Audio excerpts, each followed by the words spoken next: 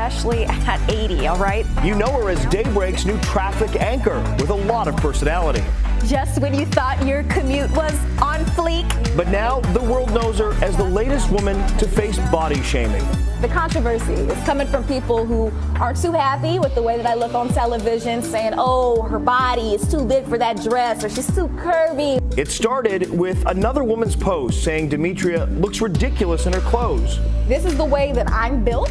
This is the way that I was born. I'm not going anywhere. Chance the Rapper tweeted about it, and like that, it went viral.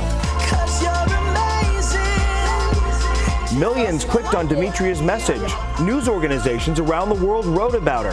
Thousands of people now praising her bravery. I'm here with Pastor Shaqdeeda Buckley. Hey, Demetria, I just wanted you to know you really encouraged me by speaking up and standing up for yourself and saying exactly what you needed to say about who you are. It sparked a conversation about judging women by the way they look. And now, the campaign to stop it. You know what? I just want to thank everyone who's reached out to me with so much love and support and have shared their stories. I mean, this isn't the first time body shaming has happened, and it's not going to be the last, I mean, by any means.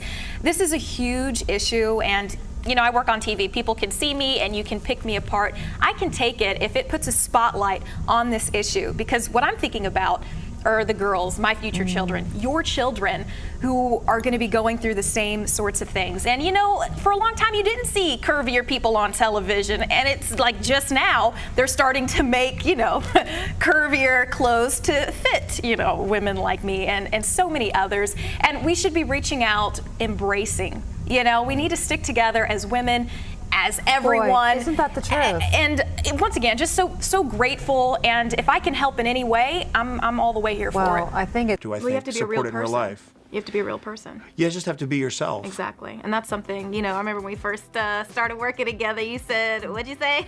I said, I don't have to tell you to do you. You know who you are. You know, I'm going to do that already. So that's how we do it. Yeah. And that's a big deal. And I think that's something that makes our station a little bit different from everybody else, is we really embrace that authenticity and just being, nobody comes into work say, Ron, this is what we want you to do. We need you to wear this tie. You dress how you feel. And no one tells me what my point of view is. Exactly. And that's a beautiful thing that I love. My point of view is my point of view, and we are of the mind here, I think, that as long as we have something to say and we have a point of view that's backed up with the facts, and we can take a stand on something and support it, then there's nothing wrong with taking a stand. No, and that's something that you don't get at every news station.